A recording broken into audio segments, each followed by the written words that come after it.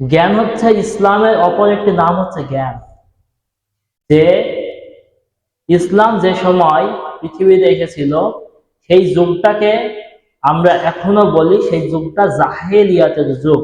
আল্লাহ রাসূল যখন জন্মগ্রহণ করে বা নবুয়ত তিনি পান সেই সময়ে যুগটাকে আমরা বলি জাহেলিয়াতের যুগ। কেন? সেই সময় হেন কোনো অন্যায় ছিল না যে পৃথিবীতে ঘটতো না। সুদ, ঘুষ, জেনা, ব্যভিচার এমন কোনো কাজ ছিল না যেটা মানুষ করতো না। এমনকি তাদের সন্তান, কন্যা সন্তান যদি জন্মগ্রহণ করত তারা সেটাকে হত্যা করত। এ কারণে সেই যুগটাকে বলা হয়েছে জাহেলিয়াতের যুগ। আর এই জাহাল শব্দের অর্থ হচ্ছে মূর্খতা, অজ্ঞতা, অন্ধকার। আর সেই যুগে আল্লাহ সুবহানাহু ওয়া তাআলা রাসূলের উপরে কোরআন নাযিল করলেন, ইকরা, পড়ো, বিসমি রাব্বিকাল্লাযী খলাক, তোমার রবের নামে যিনি তোমাকে সৃষ্টি করেছেন।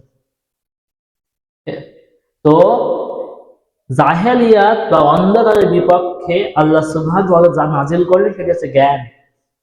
যদি আমরা বলি যে ওই জ্ঞান হচ্ছে ইসলাম, তাহলে ইসলাম হচ্ছে জ্ঞান এবং ওই জ্ঞান হচ্ছে আলো। অন্ধকারকে দূর করা যায় শুধুমাত্র জ্ঞান দিয়ে।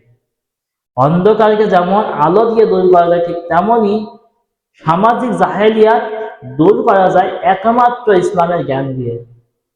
ইসলামের বিধিবিধান যখন সমাজে আমরা 100% মানব, তখন সমাজ থেকে সমস্ত প্রকার বিশৃঙ্খলা দূর হবে। তখনই সমাজে শান্তি ফিরে আসবে। কারণ ইসলাম এসেছে শান্তির জন্য।